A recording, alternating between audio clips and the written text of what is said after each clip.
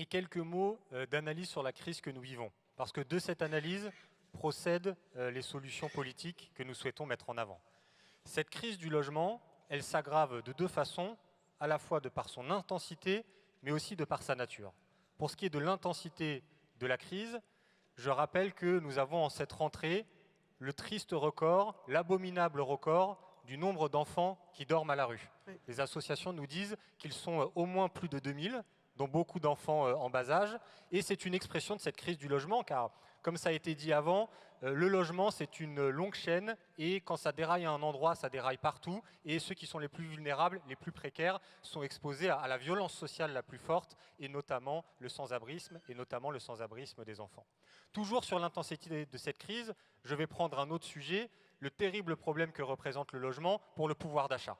Parce qu'on parle beaucoup, à juste titre, d'inflation, mais quelle est la dépense obligatoire la plus importante dans le budget des Français, qui a beaucoup augmenté ces derniers mois ou ces dernières années? C'est le sujet du logement, notamment du fait de décisions politiques, puisque je rappelle que la majorité présidentielle a décidé 2 années de suite de fixer un IRL à plus 3,5%, ce qui fait que depuis l'année dernière, c'est quasiment un 13e mois de loyer que les locataires doivent payer. Et il faut ajouter à ça le grave problème de l'augmentation des charges à cause des prix de l'énergie. Moi, je vous fais une confidence, jeune député, quand au mois de juin, je me balade sur ma circonscription, j'ai un locataire HLM qui vient de me voir et me dit « Monsieur le député, mes charges vont augmenter de 150 € par mois ». Je pense qu'il se trompe, qu'il parle d'un rappel de charge, oui. Ce qui est déjà beaucoup, 150 € par mois. Je lui dis de m'amener le courrier du bailleur, c'était bien ça, c'est bien 150 € tous les mois qui doivent être payés. Et là aussi, il y a, je pense, un problème d'inaction politique de refuser les prix de l'énergie. Là, je parlais donc de l'intensité de la crise. Mais ce qui est important, c'est aussi le changement de nature de la crise. Car maintenant, cette crise concerne également des acteurs économiques, multipropriétaires, promoteurs, secteur du BTP. C'est également ces acteurs qui sont en difficulté. Et on arrive à une situation où une partie d'entre eux, qui jusqu'à présent profitaient d'une certaine façon de la crise du logement, parce que quand les prix augmentent, ça satisfait les multipropriétaires, ça satisfait les promoteurs, et bien aujourd'hui, eux aussi se retrouvent en difficulté du fait notamment de l'augmentation des taux. Alors moi, je dis une chose là-dessus, tout ce secteur économique appelle beaucoup à l'aide les pouvoirs publics, et ils ont raison.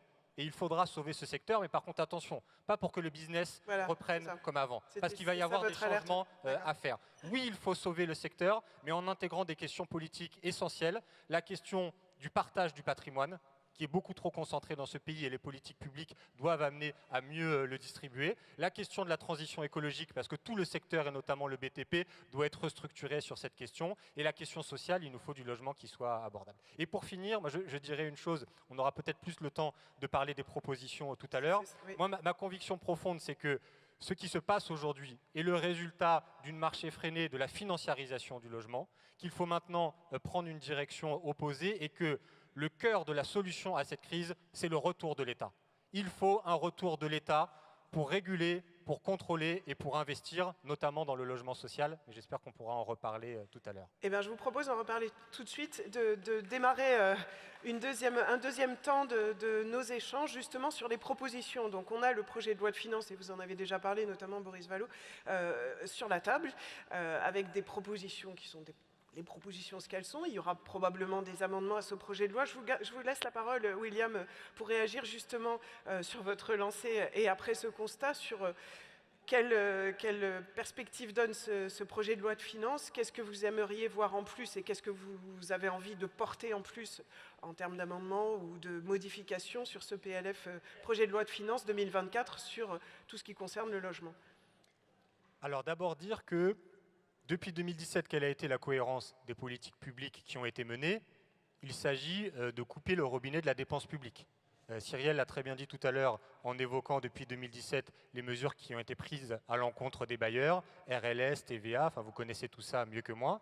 Et là, avec les annonces du CNR Logement d'il y a quelques mois, finalement, c'est un autre plan d'austérité qui a été annoncé, cette fois sur des dispositifs fiscaux comme le Pinel, comme le prêt à taux zéro, etc. La cohérence, c'est de réduire les dépenses publiques, et notamment à l'encontre du monde HLM. Alors nous, le point de départ et les propositions que nous voulons formuler, c'est de se dire que pour un bailleur social, il faut un modèle économique, que vu les données économiques qui existent, les bailleurs sociaux ne peuvent pas répondre aux besoins en termes de production et en termes de rénovation. Si on s'appuie sur l'étude qui a été faite par la Banque des Territoires, si je me souviens bien des chiffres, on est dans les années qui viennent à un horizon de 66 000 productions et 80 000 rénovations. Ça ne répond pas aux besoins. Ça ne répond pas aux besoins sociaux, ça ne répond pas aux besoins écologiques. Moi, je suis pour une politique, pour un gouvernement par les besoins. C'est d'abord fixer les objectifs sociaux et écologiques et ensuite, on s'en donne les moyens. Donc, il faudra faire un investissement massif, surtout dans une période de crise comme nous avons aujourd'hui, au moment où le marché fonctionne mal, au moment où le marché n'arrive pas à allouer les ressources de façon pertinente, ce qui est l'idéologie libérale sur le rôle du marché. Eh bien, il faut une politique contracyclique, il faut une intervention de l'État. Et quel est aujourd'hui pour l'État le meilleur partenaire, le meilleur outil pour pouvoir mener cette politique contracyclique? C'est bien évidemment les bailleurs sociaux. Alors, certes, ça ne résume pas tout, mais ça en dit beaucoup. Il faut cet investissement financier à direction des bailleurs. J'ai envie de